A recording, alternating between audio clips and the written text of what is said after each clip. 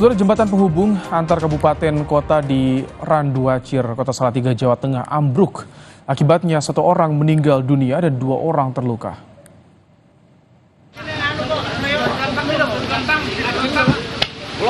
Jembatan penghubung Kecamatan Argo Mulyo, Kota Salatiga dan Ploso, Kabupaten Semarang ambruk pada Rabu dini hari.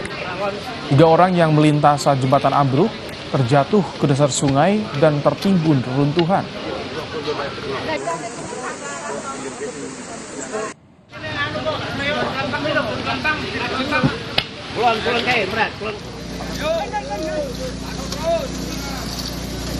Proses evakuasi korban oleh relawan dan BPBD Kota Salatiga berlangsung lama karena salah satu korban terjepit beton jembatan.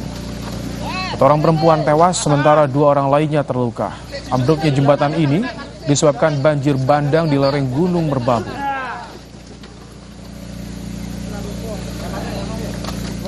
Diawali dari kurang lebih tadi malam jam 2 jembatan itu sudah putus dan ada 1 korban yang jatuh tapi bisa terselamatkan, dan setelah itu ada korban lagi 2 orang dan bisa terselamatkan yang 1 orang, tapi yang 1 meninggal dunia.